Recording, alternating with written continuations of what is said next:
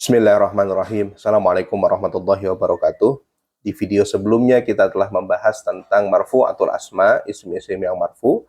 Di antaranya adalah tabi yang marfu. Tetapi di video tersebut tidak kita bahas secara detail karena memang tabi yang dimaksud bukan hanya dalam keadaan marfu saja. Artinya tabi itu bisa marfu, bisa mansub, majrur, dan majzum. Maka akan kita bahas secara detail di video kali ini. Baik, kita baca. Bab 11 tabi. Tabi adalah kata yang mengikuti hukum atau keadaan kata sebelumnya dari sisi i'rabnya, yaitu rofa, nasab, jar, dan jazm. Yang termasuk kategori tabi ada 4, yaitu naat atau sifat, yang kedua atof, yang ketiga taukid, dan yang keempat badal. Kita akan bahas secara detail satu persatu tentang tabi ini. Yang pertama naat atau sifat.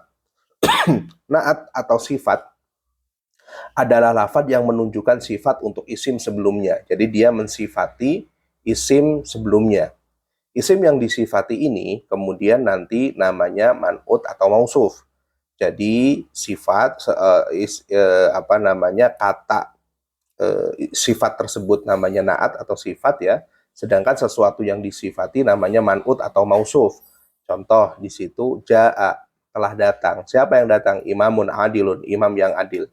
Maka di situ imam yang adil telah datang, adilnya itu yang berwarna merah itu adalah sifat. Dia mensifati siapa? Dia mensifati imam. Maka imam ini adalah man'utnya atau mausufnya. Contoh yang kedua, sholat muslimatun sholihatun. Muslimah yang sholihah, sholat, telah sholat. Maka sifatnya adalah sholihah, ya, dan dia mensifati muslimah. Jadi sholihatun adalah naat atau sifatnya. Sesuatu yang disifati yaitu muslimatun, dia disebut man'ut atau mausufnya. Dalam hal ini jangan terbalik seperti kita menentukan mudhaf ilaih. Contoh kalau mudhaf ilaih kan babul fasli. Babu mudhaf, al fasli mudhaf ilaih. Tetapi kalau di sifat mausuf, contoh di situ imamun adilun, kita sebut sifat mausuf, maka bukan berarti imamnya adalah sifat, adilnya adalah mausuf. Ini terbalik ya, jangan sampai ini salah dalam menentukan. Jadi sifat mausuf, lafadz imamun adilun, sifatnya adalah adil, sedangkan mausufnya adalah imam. Atau adil adalah naat, imam adalah man'utnya. Baik, kita baca ketentuan tentang sifat mausuf ini. Ketentuannya, yang pertama, naat harus mengikuti man'utnya. Ingat, naat yang mengikuti man'ut. Jadi sifat yang mengikuti mausuf, artinya sifat yang harus mengikuti sesuatu yang disifati. Dari sisi i'rabnya, rofa'kah, nasabkah, atau jarkah. Contoh, huwa imamun adilun. Nah, karena imamun ini adalah marfu, maka adilun. Ra'aitu imaman adilan. Karena imaman adalah mansub, maka adilan. Min imamin adilin. Karena imamin majrur, maka adilin. Begitu. Begitupun juga naat harus mengikuti man'utnya dari sisi ta'yinnya, nakirah atau ma'rifahnya. Contoh, roja atau libun mahirun. Tolib yang mahir telah kembali. Nah, lafadz tolibun sebagai man'ut itu adalah marfu, maka mahirunnya mengikuti man'utnya. Mahirun sebagai sifat dia mengikuti tolibunnya, dan lafadz tolibun ini adalah nakirah, tidak beralif lam. Nah, maka lafadznya mahirun, bukan al-mahiru. Begitupun juga contoh yang ma'rifah, roja'a at-tolibu al-mahiru. Karena at-tolibunya ma'rifah, maka menggunakan sifatnya pun bentuknya ma'rifah, yaitu al-mahiru. Kemudian yang ketiga, ketentuannya adalah naat mengikuti man'ut dari sisi adadnya, mufradkah, tasniyah, atau jama'. Roja'a tolibun mahirun, roja'a tolibani mahironi, roja'a tullabun mahiruna. Begitu. Kemudian juga naat harus mengikuti man'ut dari sisi nau'nya atau jenisnya, mudzakkar atau muannasnya. Contoh, roja'at tolibun mahirun, roja'at tolibatun mahiratun. Itu bisa dilihat. Kemudian nomor 5, apabila man'utnya ini berupa isim jamak yang tidak berakal atau jamak li ghairi aqil, maka naatnya boleh berupa mufrad muannas atau jamak muannas. Contoh, infajarotil ya, tadinya infajarot karena menghadapi alif lam, maka di kasroh infajarotil jibalu, dan kita lihat lafadz al-jibal. Nah, di situ lihat poinnya apabila man'ut. Nah, man'ut ini lafadz jibal berupa isim jama. Jibal adalah jamak dari jabalun. Jabalun jabalani jibalun, gunung. berupa isim jamak yang tidak berakal, dan kita tahu bahwa gunung itu tidak berakal ya, maka bagaimana? Maka naatnya boleh berupa mufrad muannas. Maka di situ al-aliyatu mufrad muannas atau jamak muannas. Al-aliyatu jamak muannas salim gitu ya. Jadi boleh mufrad muannas atau jamak muannas. Kemudian sifat juga bisa berasal dari jumlah ismiyah atau jumlah fi'liyah. Kita lihat dari sebelah kanan. Jadi sifatnya bisa berasal dari jumlah ismiyah dan jumlah fi'liyah. Kita ambil dari sebelah kanan.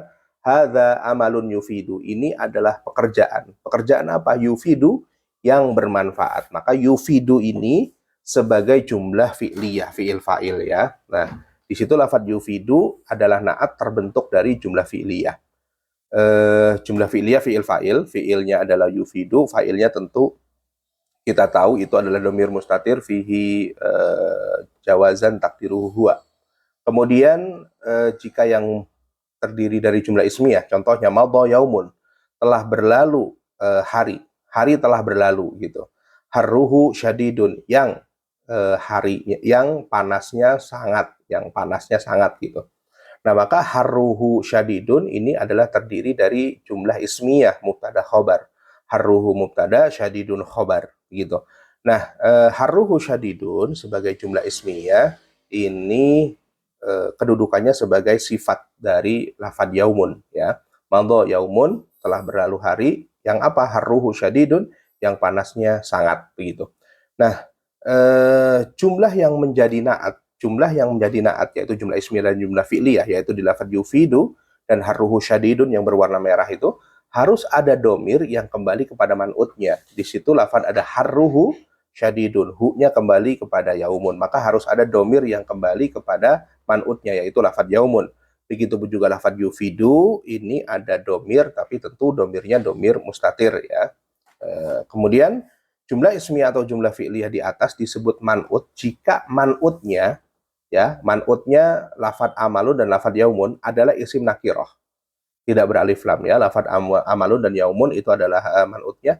Nah, titik. Jika man'utnya adalah isim ma'rifah, contohnya al-amalu atau al-yaumu, maka jumlah ismiyah atau fi'liyah tersebut, lafadz yufidun harru syadidun ini, tidak disebut sebagai naat, tapi sebagai hal. Jadi contoh kita bedakan ya di contoh bawah ini, hadza amalun yufidu, ini adalah pekerjaan yang bermanfaat. Maka diartikan di situ adalah yang ya, sifat yang bermanfaat. Nah, kata yufidu sebagai naat. Tapi ketika lafadz amalnya ini ma'rifah, hadzal amalu, pekerjaan ini dalam keadaan bermanfaat.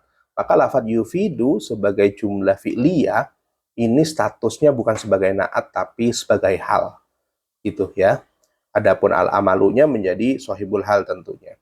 Kemudian 7, sifat juga bisa berasal dari syibhul jumlah. Contoh al-ilmu nurun fauqonur. Nah, ini fauqonur ini adalah sifat dan dia terdiri dari syibhul jumlah ya. Zorof dan mudhof ilaihnya. Kemudian contoh yang kedua, as-sholatu fil masjidi, sholat di dalam masjid khairun minas sholati fil bait. Sholat yang berada di dalam masjid itu lebih baik daripada sholat yang di dalam rumah begitu, di rumah begitu. Nah, kenapa kok seperti kita sekilas menganggap bahwa as-sholatu fil masjidi ini seperti struktur mubtada khobar. Ingat, mubtada khobar itu adalah khobar, itu menghabarkan, menginformasikan tentang mubtada. Jadi kalau ini sholat di dalam masjid, nah sholat yang di dalam masjid, maka fil masjidi ini tidak menerangkan sholatnya tadi. Kalau mubtada khobar kan contohnya al-kitabu jamilun, buku itu, kenapa bukunya bagus gitu ya. Atau contoh kita ambil yang khobarnya terdiri dari jar majrur, contohnya begini, al-fulusu fil jaibi, seumpama uang itu, kenapa uangnya di dalam kantong, dan itu menerangkan tentang keberadaan fulus tadi. Tapi kalau ini as-sholatu fil masjid, sholat adalah di masjid, nah ini tidak tepat kalau diartikan. Maka lafadz bil fil masjid ini tidak sebagai khobar, ya, tidak sebagai khobar, tapi dia sebagai sifat. Jadi kita artikan sholat yang di masjid itu lebih baik daripada sholat yang di rumah. Itu. Kemudian di video selanjutnya kita akan membahas tentang isim-isim yang bisa dijadikan sifat. Ini merupakan modal utama. Jadi kita menentukan ini nih seharusnya mudhof ilaih atau sifat mausuf contoh. Contohnya babul fasli atau al babul fasli ini yang membuat bingung para santri karena memang tidak tahu isim-isim apa saja sih yang bisa dijadikan naat atau sifat. Tentunya di video berikutnya. Semoga bermanfaat. Assalamualaikum warahmatullahi wabarakatuh.